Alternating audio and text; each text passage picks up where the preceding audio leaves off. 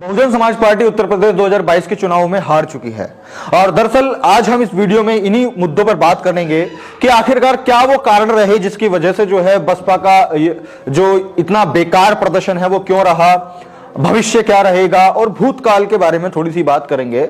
और बात दरअसल ये है, सबसे पहले मैं आप लोगों की एक गलतफहमी दूर करना चाहूंगा। जो गलतफहमी हम सबके दिमाग में ये बनी हुई है कि बसपा हार चुकी है या बसपा हार गई है, तो मैं आपको बताना चाहूंगा बसपा हारी नहीं है, वो लड़ाई में है ही नहीं, वो खेल में ही नहीं है। आप इसको हार कहेंगे कहां? तो एक तरफ जो बीजेपी है वो 253 सीट लिए बैठी है और बसपा एक सीट 253 वर्सेस 1, तो इसको थोड़ी ना हार कहेंगे। हार वो होती है 253 में से चलो 250 आ गई, 240 रह गई या कम रह गई थोड़ी बहुत, तो उसको कहते हैं हम हार। ये इसको हार ही नहीं कह सकते। अब सोचो, एक पार्टी जिसको कांशीराम जी ने खड़ा किया, मजबूती के साथ में पूरे उत्तर प्रदेश में फैलाया, देश में इसको जन जागरण का काम किया, 4 बार माननीय बहन जी को मुख्यमंत्री बनाया, राष्ट्रीय पार्टी इसको बनाया। आज उस पार्टी की हालत ऐसी हो चुकी है, 1 सीट आ रही है, 1 सीट। और ये तब है जब अंबेडकरवाद की क्रांति आ रखी है देश में। ये हालत तब है। उस समय तो ना हमारे पास सोशल मीडिया था, ना कुछ थी, ना बहुजन महापुरुषों की विचारधारा का प्रसारण था। तब बहुजन समाज पार्टी इतना मजबूती के साथ लड़ती थी, जीतती थी। लेकिन आज इतनी सारी चीजें होने के बावजूद भी, सारे संसाधन होने के बावजूद भी, सोशल मीडिया प्लेटफॉर्म्स पे कितने चैनल्स हैं जो हमारे बहुजन समाज के लोगों के बहुत आज है, लेकिन उसके बाद आज हमारी इकलौती जो राष्ट्रीय पार्टी थी, आज उसकी 1 सीट आई है। इसके बारे में बात करते हुए मुझे बड़ा दुख भी हो रहा है और खेद भी हो रहा है और गुस्सा भी आ रहा है। सारी चीजें हो रही हैं। जब हम एक एस्पेक्ट को देखते हैं तो गुस्सा आता है, एक को देखते दुख होता है, एक को देखते तो फिर कांशीराम जी ने पार्टी बनाई, लोगों को पार्टी के अंदर में जोड़ा, उनकी एक आइडियोलॉजी थी पार्टी को लेकर के, जैसा हर पार्टी की होती है। कांशीराम जी का जो सपना था वो था बहुजन समाज के लोगों को शासक बनाना, सत्ता में लेकर के आना, और इस पर वो काम कर रहे थे। और उस दौरान जब ये पार्टी बनाई जा रही थी, इसका प्रोग्रेस किया जा रहा था, मायावती जी को लाया गया था, उस दौरान जो कांशीराम जी की लाइनें थी, जो नारे हुआ करते थे, तिलक तराजू और तलवार, इनको मारो जूते 4, और मिले मुलायम कांशीराम, हवा हो गया जय श्री राम, चढ़ गुंडों की छाती पर, मोहर लगेगी हाथी पर। ये सब उनके नारे हुआ करते थे और इन नारों के साथ में इस देश में वो बसपा की क्रांति लेकर के आ रहे थे। ठीक है, सब चीज बढ़िया चल रहा था। उसके बाद में कांशीराम जी 2006 में हमारे बीच से चले गए। उसके बाद में जो रणनीति है, जो सारी चीजें हैं, हम कह सकते हैं कि जो राष्ट्रीय अध्यक्ष हैं वो मायावती जी बनी, उनके हाथ में कार्यभार आया। उसके बाद में फिर हमारे माननीय सतीश चंद्र मिश्रा जी, जिनको मैं उनको राष्ट्रीय अध्यक्ष मानता हूं, मायावती से ज्यादा मैं उनको मानता हूं कि वो राष्ट्रीय अध्यक्ष हैं पार्टी के, वो आए। उसके बाद में बसपा की विचारधारा बदली, उसकी रणनीतियां बदली, उसकी कार्यशैली बदली, सारी चीजें बदली, उनकी गद्दी बदल गई। और फिर नारे क्या चलने लगे कि हाथी नहीं गणेश है, ब्रह्मा विष्णु महेश है। यानी कि जिन चीजों के अगेंस्ट में हमारे महापुरुष जो है वो लड़े हैं, जिन्होंने अपनी पूरी जिंदगी इन चीजों के पीछे लगाई है कि इन सब चीजों से हमारे समाज को दूर हटाना है, मायावती जी ने उन्हीं को नारा बना लिया। क्यों? क्योंकि राष्ट्रीय अध्यक्ष थी पार्टी की। अब उसके बाद में बेचारा बहुजन समाज, क्योंकि कोई ज्यादा ऑप्शंस तो थे नहीं अपनेपन वाले, तो इसीलिए उन्हीं की चीजों को गलत होते हुए भी सही डिफेंड करने में लगे रहते थे। ठीक है, सतीश चंद्र मिश्रा जी को इन्होंने शायद इसलिए लिया कि ये हमारी जो है पार्टी, हमारी अब तक तो 4 बार तो बन चुकी है, अब की बार हमको प्रधानमंत्री बनना है, या अब की बार जो सीटों का आंकड़ा वो हमको बूम करना है। लेकिन मिश्रा जी के आने के बाद में पार्टी का बूम तो छोड़ो, ये तो कांस्टेंट भी नहीं रही, बूम नहीं, वो तो झूम गई। सोचिए किस हद तक आई पार्टी। और आज 2022 में फिनिश। और मैं आज अपना एक स्टेटमेंट आपको दे सकता हूं, आज के बाद, इस चुनाव के बाद भविष्य में कभी भी बीएसपी नहीं जीतने वाली है, चाहे कोई भी कितना भी जोर लगा ले। बसपा पार्टी वजूद में नहीं आने वाली है जब तक मायावती जी है तब तक, या जब तक सतीश चंद्र मिश्रा जी तब तक। क्यों? क्योंकि इनकी रणनीतियां, इनकी विचारधारा, जो आइडियोलॉजी पार्टी की थी, जो बेस था, जिस बेस से लोगों को जोड़ा गया था, जो कार्यकर्ता लोग जो जिस जोश से वो काम करते थे, वो अब खत्म हो चुका है। या तो जब तक वो वापस नहीं आएगा तब तक इस पार्टी का जीतना असंभव है, क्योंकि सोच के देखिए कितना नीचे, एक सीट। उसके बाद में मैं फिलहाल बात करता हूं हाल फिलहाल की रणनीतियों की, 2022 की। देखो, अब से पहले जब ये चुनाव आ रहे थे तो जितने भी पॉलिटिकल पार्टीज के लोग हैं वो सारे लोग क्या है, एक्टिव हो रखे थे, प्रचार प्रसार कर रहे थे, इन्फ्लुएंसर्स को पकड़ रहे थे, मतलब जितनी भी वो मार्केटिंग स्ट्रेटेजी लगा सकते हैं उनको लगा करके काम कर रहे थे। हमारी बीएसपी क्या हो रही थी, आराम फरमा रही थी, और कि हम तभी एक्शन लेंगे, सिर्फ तभी। क्यों? क्योंकि उनको एक गुरूर था कि जो जाटव समाज का वोट है या जो दलितों का वोट है वो हमारे पास फिक्स है, कोई कुछ भी कर ले, कितना नेता कितना भी लुभा ले, वो नहीं हटने वाला। क्यों? क्योंकि जस्ट बिकॉज ऑफ जाति, कि भाई दलितों की एक पार्टी है बीएसपी और ये कहीं तो बदलेगा ही नहीं। उनको एक गुरूर था, वो आराम से बैठे हुए थे। एक महीने पहले, चुनाव से 1-2 महीना पहले, 2-2.5 महीना पहले वो निकल करके आने शुरू होते हैं। और तब भी कौन निकलते हैं? मिश्रा जी, कपिल मिश्रा, उनके बेटे, उनकी वाइफ, उनकी फैमिली निकलती है। मायावती जी फिर भी नहीं निकलती हैं। उसके बाद में मायावती जी निकलती हैं महीने भर पहले, और वो भी 2-3-4 मीटिंग्स के लिए। और उनकी ये सोच थी कि ये रणनीति है और इसको हम कर लेंगे। अब जब लोग सवाल कर रहे थे इन चीजों पे कि भाई साहब आप इतना शांत क्यों हैं, आप इनएक्टिव क्यों हैं, बसपा इनएक्टिव क्यों है, बसपा सुप्रीमो इनएक्टिव क्यों है, तो ये सतीश चंद्र मिश्रा जी हमको बताते थे, मीडिया के थ्रू बताते थे, ये हमारी रणनीति है, हम प्लान कर रहे हैं, हम ये कर रहे हैं, हम वो कर रहे हैं। मैं आपको बताऊं, सतीश चंद्र मिश्रा जी ने आईटी, देखो आईटी जो काम है 2022 के अंदर में सबसे इंपॉर्टेंट काम था। जिस भी पॉलिटिकल पार्टी को अपना फेस वैल्यू सराउंडिंग जो बनानी है वो आईटी सेल के माध्यम से ही बनती है। मीडिया के लोगों को पकड़ा जाता है, इन्फ्लुएंसर्स को पकड़ा जाता है, एक्टर्स को पकड़ा जाता है, कलाकारों को पकड़ा जाता है, सिंगर्स को। बीजेपी ने हर तरीके का अपना संभव प्रयास किया, हर तरीके के लोगों को अपने उसमें किया। अब बीएसपी ने नहीं किया, करने की शुरुआत करी। शायद मायावती जी ने बोला होगा मिश्रा जी को, तो मिश्रा जी ने 3 मीटिंग्स बुलाई। एक बार कुछ बड़े बड़े लीडर्स की हुई, और 2 मीटिंग जो बहुजन यूट्यूबर्स हैं, जो न्यूज चैनल चलाते हैं या कोई किसी भी तरह का चैनल चलाते हैं, 2 मीटिंग्स उन लोगों की हुई। लोगों को बुलाया, कोई लखनऊ से आया था, कोई कहीं से आया था, कोई कहीं से आया था। इतनी दूर से लोग आए, उनका पैसा खर्च हुआ, उनका टाइम खर्च हुआ, और आकर के एक दिलासा दिया गया कि आप लोग काम कीजिए और बसपा जो है वो आपको सपोर्ट करेगी, या फिर बसपा आपको सपोर्ट करेगी, उसके बाद आप और मजबूती से काम कीजिएगा। मीटिंग में बुलाया, लोगों को दिलासा दिया, दुनिया भर की तमाम फालतू बातें, मैं बोलूंगा फालतू बातें की गई, अपना प्रमोशन किया गया, अपनी इंपॉर्टेंस पार्टी में कि मेरी ये इंपॉर्टेंस है, मैंने ये किया, मैंने इतना सपोर्ट दिया, अपना बेटे की इंपॉर्टेंस, वाइफ की इंपॉर्टेंस, सारी चीजें जो है वहां पे हमको दिखाई गई, बताई गई।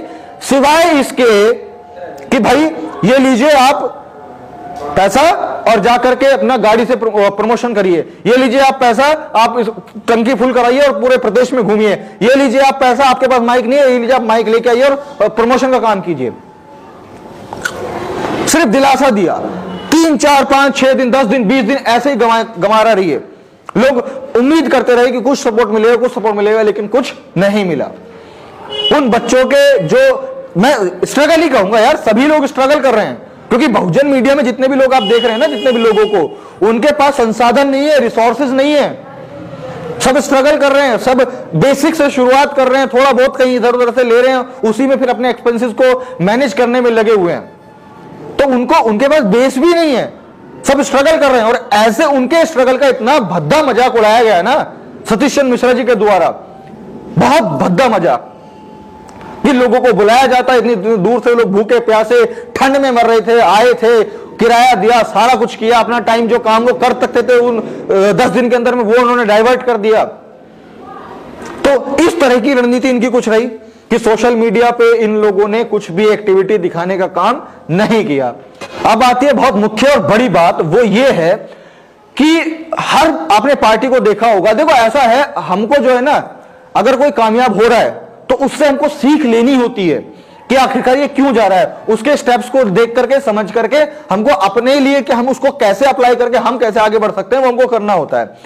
बीजेपी पार्टी में ले लो, कांग्रेस में ले लो या सपा में ले लो, प्रवक्ता बदलते रहते हैं, नेताओं का अपडाउन होता रहता है, चीजें इधर उधर होती रहती हैं। हमारी बीएसपी पार्टी में क्या हो रहा था, जो कद्दावर लोग थे, मजबूत लोग थे, जो मैं कह रहा हूं कि बीएसपी के मजबूत स्तंभ थे, उन लोगों को बसपा से निकाला जा रहा था। और मैं तो यह भी कहूंगा कि भाई निकलवाया जा रहा था। और आरोप कि ये तो पैसे का गमन कर रहे थे, ये तो घोटाला कर रहे थे, इन पे तो ये दिक्कत है, इन पे तो वो दिक्कत है। जो मजबूत स्तंभ थे उनको निकाल दिया। रखा किसको गया, मंत्री पदों पे किसको बैठाया, मिश्रा जी को, मिश्रा जी के चाचा के लोंडे को, उनकी बुआ की लड़की को, उनको और उनको और उनको। ये इनका खुद का बयान है मिश्रा जी का।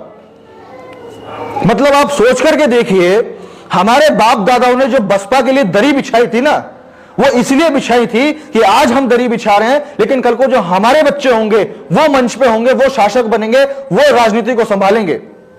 लेकिन मायावती जी ने क्या किया, बिल्कुल उल्टा कर दिया। हमारे बाप दादा ने भी दरी बिछाई और हमको भी दरी बिछाने का काम दे दिया। और मंच पे कौन बैठे, मिश्रा जी, सतीश चंद्र मिश्रा जी, कपिल मिश्रा जी, सतीश चंद्र मिश्रा जी की वाइफ, उनकी बेटी नकुल दुबे, वहां वो लोग बैठे हैं। मतलब हमें भी दरी बिछाने का काम दे दिया। हमारे बहुजन लोगों में मीडिया, मैं कह रहा हूं मीडिया के बहुत तेज दिमाग वाले लोग हैं, बहुत तेज दिमाग वाले, जिसको A to Z कह लो बहुत पता है, उनको मीडिया प्रभारी नहीं बनाया जाता है। किसको बनाया जाता है, कपिल मिश्रा को, कि मीडिया का जो काम है बसपा का वो कपिल मिश्रा संभालेंगे। कब कहां रिकॉर्डिंग होगी, कितनी डलेंगी, क्या होगा क्या नहीं होगा, कैसे आईटी का प्रचार करना है, उसका काम भी कपिल मिश्रा करेंगे। मतलब यदि हम अगर चाह भी रहे हैं पूरे दिल खोल के काम करना बीएसपी के लिए या कुछ भी ऐसा, तो उसके लिए हमें हजूरी जो है फिर कपिल मिश्रा की चाहिए होगी। बहुत बढ़िया। सोचो कैसे फिर ये चीजें चल सकती हैं कंसिस्टेंसी के साथ में। हमारे बाप दादाओं ने मेहनत की है भाई इस पार्टी को खड़ा करने के लिए। ये पार्टी ऐसे ही नहीं खड़ी हुई है। आज मायावती जी के पास में जो भी कुछ है वो सामाजिक कार्यकर्ताओं की बदौलत है, लोगों के वोट की बदौलत है। आकाश आनंद के पास में अगर आईफोन 13 प्रो मैक्स है, वो लोगों के मेहनत का पैसा है, वो कार्यकर्ताओं की मेहनत है। जो वो 4 बार मुख्यमंत्री बनी, वो कार्यकर्ताओं की मेहनत है, लोगों की मेहनत है, समाज की मेहनत है। और उन सब चीजों को, उस मेहनत को, उस पानी कह लो, पेट्रोल कह लो, पता नहीं क्या क्या सब फेर दिया। इस लेवल, इस मुकाम पे लेकर के खड़े हो गए यार। इंसान चलो एक बार फ्लो जाता है, एक बार हारता है, दूसरी बार नुकसान होता है, तीसरी बार होता है। यार पहली बार में हुआ, कुछ तो देखो कि क्यों हुआ नुकसान। दूसरी बार में उससे नीचे हुआ, फिर भी नहीं समझ रहे। तीसरी बार में फिर और नीचे हुआ, फिर भी नहीं समझ में आया। और अब एक सीट अभी भी नहीं समझ में आएगा। हम तो उम्मीद छोड़ गए। मैंने आपको बोला ना कि आज के बाद भविष्य में जब तक मायावती जी बसपा में रहेंगी या जब तक सतीश चंद्र मिश्रा पार्टी में रहेंगे, ये पार्टी कभी भी नहीं जीत सकती है, या इनकी रणनीतियां रहेंगी। बड़ी गुप्त रणनीति होती थी। बताओ यार, मीटिंग हो रही है पर्सनल, सारे मीडिया के लोग और वही लोग हैं, वहां पे भी कुछ बात नहीं हुई। वहां पे सिर्फ मैंने ये किया था, मैं उस समय पे मायावती जी का साथ दिया था, मैंने ये किया था, वो किया था। अरे यार कर दिया तो कर दिया ना, बता क्यों रहे हो? उसका परिणाम आपको मिला है कि नहीं मिला है? बीएसपी के हारने के जो है ना बहुत सारे मुख्य कारण हैं। एक जो सबसे बड़ा मुख्य कारण है, मैं उसको मानूंगा hero worship. Hero worship doctor Ambedkar ji ने मना किया था कि पॉलिटिक्स में हीरो वर्शिप नहीं होनी चाहिए। क्यों?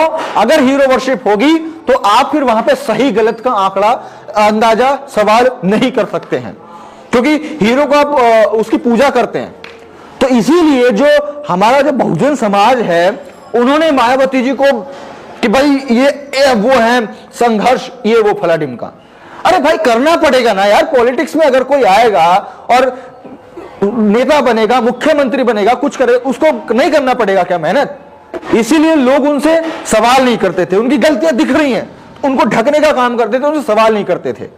जैसे आज हम, अगर हमारी भाजपा सरकार है या कोई और सरकार होती है, अगर वो कुछ गलतियां करती है, कुछ कमियां होती हैं, हम उनसे सवाल करते हैं। लेकिन यदि वही हमारी पार्टी के साथ हो, हम वो नहीं करते।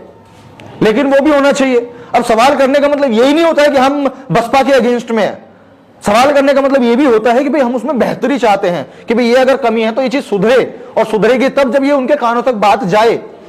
उसके लिए तो सवाल करना पड़ेगा। अब लेकिन चक्कर क्या था, यदि मैं आज प्रशांत बौद्ध मेरा नाम है, मेरे साथ में बहुजन समाज के लोग जुड़े हुए हैं और वो मेरी कुछ वीडियोस को देखते हैं कि मैं किस तरीके से अंधविश्वास पाखंडवाद को खत्म करता हूं और ये सारे काम करता हूं, और कल को मैं ये बोल दूं कि भाई बसपा में ये कमी है, मायावती जी में ये कमी है वगैरह वगैरह, सारे लोग मुझ पर चढ़ जाएंगे, अरे तू तो समाज विरोधी है, तूने बीजेपी से पैसा खा लिया, तू तो आरएसएस से मिल गया, तू ये हो गया वो। अबे सवाल तो सुन लो भाई, मतलब किसी और पे सवाल हो रहा तो वो तुम्हें ठीक लग रहे हैं, हाँ हाँ हाँ सवाल होने चाहिए, अपने ऊपर सवाल होने लगे ना तुम तो विरोधी हो गए भाई हमारे। तो ये कौन सा लॉजिक होता है? लेकिन इसी लॉजिक की वजह से मायावती जी के कानों तक कुछ पहुंच नहीं रहा था। क्यों? कोई सवाल नहीं कर रहा था, उनको भगवान बना बैठे थे कि भाई वो जो भी करेंगे सब बढ़िया करेंगे, उनके अलावा और किसी को पॉलिटिक्स नहीं आती है। सोचो, मायावती जी ने इतने साल बीएसपी का कार्यकाल हो गया, उनको कोई बहुजन युवा नेता दिखा ही नहीं जिसको वो एक्चुअली अपनी पार्टी के साथ में प्रमोट कर सके। जैसे बीजेपी प्रमोट करती है, नए नए चेहरे लेकर के आती है सामने, नए नए लोगों को तैयार करती है, नए नए प्रवक्ता बनाती है ताकि उनके बीजेपी की जो विचारधारा उसको लोगों के सामने मीडिया के माध्यम से पहुंचाए। बीएसपी ने वो नहीं किया। मायावती जी को एक भी आदमी नहीं मिला, और जो कुछ मिले वो कौन मिले? नकुल दुबे हो गए, कपिल मिश्रा हो गए, सतीश चंद्र मिश्रा जी की वाइफ हो गई, उनके मामा चाचा बुआ फूफा के लड़के लड़कियां हो गए, उनको वो मिले। और सतीश चंद्र मिश्रा जी का क्या कहना था कि वो काबिल थे इसलिए उनको मिला। मतलब क्या, मैं ये सवाल मायावती जी और सतीश चंद्र मिश्रा जी से पूछना चाहूंगा, मतलब क्या आपको पूरे बहुजन समाज में, पूरे भारत में कोई भी ऐसा काबिल लोग नहीं मिले जो नेता बन सकते थे, प्रवक्ता बन सकते थे, या पार्टी में कोई बड़ा जिम्मेदारी ले सकते थे, या किसी जो मंत्री पद जितने भी आपने ले रखे हैं वो मंत्री पद उन लोगों को मिल सकते थे? क्या आप ये कहना चाह रहे हैं कि पूरे बहुजन समाज में कोई भी ऐसा नहीं है? और अगर ऐसा भी है तो फिर भी गलती मैं मायावती जी की और इन लोगों की बोलूंगा। चार बार आप इस प्रदेश के मुख्यमंत्री बने, और मुख्यमंत्री बनने के बावजूद भी आप लोगों को तैयार नहीं कर पाए, आप लीडर्स तैयार नहीं कर पाए, उनको इतना एजुकेशन नहीं दिला पाए, तो फिर किया क्या? अगर जो जिस चीज से हमारा वो काम बढ़ेगा, अगर हम वही काम नहीं करेंगे तो फिर क्या फायदा उन कामों का? तो देखिए, बातें करने के लिए बहुत सारी हैं, विचारणीय हैं, चिंतनीय हैं, बहुत सारी चीजें हैं। अब लास्ट में बस इतना ही मैं कहना चाहूंगा कि देखो, हमको अब थोड़ा सा बदलाव करना जरूरी है, पॉलिटिकल भी, सामाजिक भी, हर तरीके से हमें नए लीडर्स की जरूरत है। बीएसपी तो खत्म, हमें नए युवाओं की जरूरत है जो जोशीले हों, जिनकी आवाज में दम हो, जिनकी बातों में दम हो, जिनके दिमाग में दम हो, जिनके लॉजिक्स में दम हो। पढ़ के बोलने वाले लोग आज की डेट में नेता नहीं बन सकते, नहीं चल सकते। हमको जरूरत है ऐसे लोगों की जिनके अंदर प्रेजेंस ऑफ माइंड हो, जिनके अंदर क्रिएटिविटी हो, जिनके अंदर लड़ने का जज्बा हो, हौसला हो, जेल जाने के डर ना हो, कोई आपदा आने का डर ना हो, जिसके अंदर मजबूती हो। ऐसे लोगों की, हमारे देश के लोगों को, ऐसे लोगों की बहुजन समाज के लोगों को जरूरत है। तभी समाज का नेतृत्व ठीक तरीके से हो पाएगा, तभी बहुजन समाज की भागीदारी के लिए वो इंसान पार्लियामेंट में आवाज उठा पाएगा, तभी जो हमारे कानूनी राइट्स हैं उनकी रक्षा हो पाएगी, और तभी जो हमारे ऊपर होने वाले अन्याय और अत्याचार हैं उन पर रोक लगेगी। और यदि हमारा कोई आदमी पार्लियामेंट में नहीं होगा, हमारे आदमी अधिकारी पदों पर नहीं होंगे, तो आप भूल जाओ कि आपके हक और अधिकारों की रक्षा तो छोड़ो, बात भी होगी। क्योंकि बाबा साहब ने रिजर्वेशन इसीलिए दिलाया था ताकि तुम्हारी भागीदारी हो। कहते हैं ना कि एक औरत की जो पीड़ा है, दुख है, वो एक मर्द नहीं समझ सकता, और जो एक मर्द की पीड़ा और दुख है, जो पूरा कुछ है, वो एक औरत प्रॉपर नहीं समझ सकती। इसीलिए जरूरत होती है कि एक ऐसे पदों पर जहां जो पद लड़के और लड़कियों को दोनों को इफेक्ट करता है, वहां पे दोनों होने चाहिए, लड़का भी और लड़की भी, ताकि लड़की का केस आए तो वो उसको समझ सके, लड़के का है तो वो उनको समझ सके। इसीलिए बाबा साहब ने रिजर्वेशन दिया था कि हर सरकारी पदों में, हर जगहों पर हमारे समाज के लोगों की भागीदारी हो, हमारे नहीं, हर समाज के लोगों की भागीदारी हो। ताकि वो लोग अपने हक अधिकारों की रक्षा कर पाए। जो और बाकी का समाज है, जो अनपढ़ है, शोषित है, वंचित है, उन लोगों के हक अधिकार की वो आदमी बात कर पाए जो पढ़ लिख करके वहां पे पहुंचा है, जो वहां पे नेतृत्व कर रहा है। लेकिन आज अगर एक देखें दूरदृष्टि से, तो हमारा पॉलिटिकल तो कुछ रह ही नहीं गया राष्ट्रीय लेवल पर। अब जो भी है छोटी मोटी पार्टी है वो अपना अलग अलग लड़ने में लगे हुए हैं। तो बस मेरी एक ही रिक्वेस्ट थी लास्ट में कि जो भी नेता हैं सब लोगों को मिलना चाहिए, पार्टी बनाओ या जो बनी हुई है उनको बढ़ाओ, क्या करो क्या नहीं करो कोई क्लियरेंस जवाब मेरे पास में नहीं है। बस एक पीड़ा थी, दुख था जिसको हमने खुद ने देखा, जिसको हमने खुद ने फील किया, कुछ थॉट थे जो सराउंडिंग से आ रहे थे, वो उन्हीं चीजों को मैं कहा लोगों के साथ बात करनी है मेरे को। अगर मैं आप लोगों के साथ में जुड़ा हुआ हूं तो मैं तो भाई अपने मन की बात आप लोगों के साथ में साझा करूंगा। अब आपको अच्छी लगी हो तो शेयर कीजिएगा, अदरवाइज कोई दिक्कत नहीं है। तो ठीक है साथियों, बस एक ही निवेदन है कि समाज को थोड़ा मजबूत बनाइए, लीडर्स निकलिए, तभी कुछ बदलाव जो है समाज में आ सकता है या हमारे हक अधिकारों की रक्षा हो सकती है। अगर सभी लोग सोए हुए रहेंगे, सभी लोग सुस्त रहेंगे, सभी लोग ऐसे ही रहेंगे तो फिर बात नहीं होने वाली, फिर मजे वाली बात नहीं होने वाली। तो इसलिए पढ़िए, शिक्षा लीजिए, आगे बढ़िए, राजनीति में आइए, सामाजिक कार्यों में आइए, सब जगह बढ़िए, बस बढ़िए। धन्यवाद। जय भीम, नमो बुद्धाय, जय काशीराम, जय काशीराम।